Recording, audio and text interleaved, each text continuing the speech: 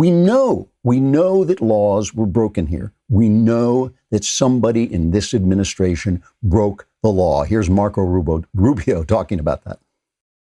At the end of the day, elements of a phone call between Mr. Flynn and the ambassador from Russia at the time were leaked to the press. Someone broke the law. Someone took that information, gave it to members of the press, and broke the law.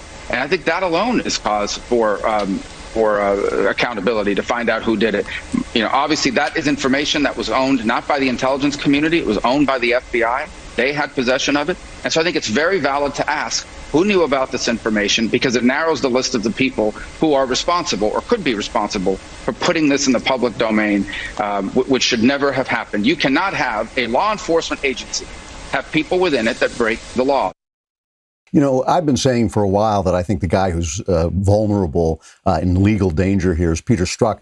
But it's possible Comey could be in danger. I mean, he really behaved badly. I think the thing about Comey is that he was the victim of his own stupidity and his own sanctimony, but he fell victim to Russian disinformation. The Russians were selling him this stuff that, Loretta Lynch is corrupt, so now you have to go out and tell everybody that you're not going to prosecute Hillary Clinton. Oh my gosh, we're working with Donald Trump and the Russians. And there's now word that they actually suppressed information that Putin was was hoping for Hillary Clinton to win.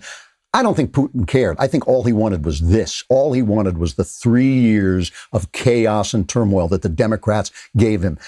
Now, this is kind of an interesting story. Michael Flynn's attorney, Sidney Powell, who's just like this kind of, a non-Asian murder hornet. She's just like this very aggressive attorney.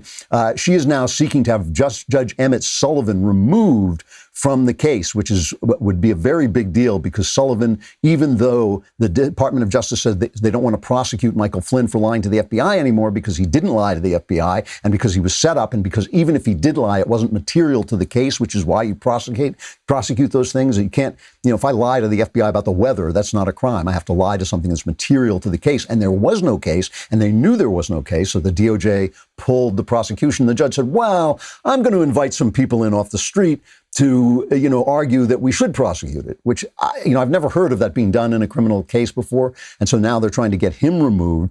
All of this, by the way, is just too much for Joe Biden. He just cannot believe. He cannot believe what's going on. He was happily in his basement. His wife was coming in and watering him. She was putting some plant food in his pot. And suddenly he found out this stuff was going on. This is his pattern.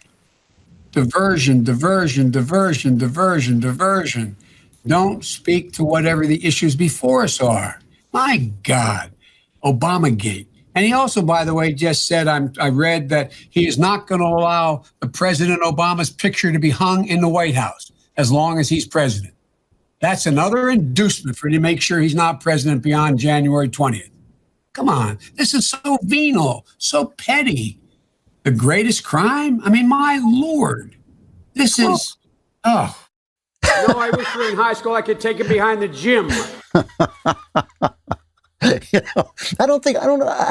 I could be wrong about this, but I don't think Trump said that he wouldn't hang the picture. I think he said he wasn't going to go to the ceremony where the picture was hired. Now, I don't know. Did we have that audio from the Ukraine? The Ukraine's, remember that the Ukraine's chief prosecutor was fired, and Biden bragged that he had put forward a quid pro quo of something like $1 billion in funding for Ukraine that he wasn't going to release if they didn't fire this guy. And the Trump camp claims that they fired him because he was looking into Hunter Biden's work at Burisma that he was getting paid something like $50,000 a minute for.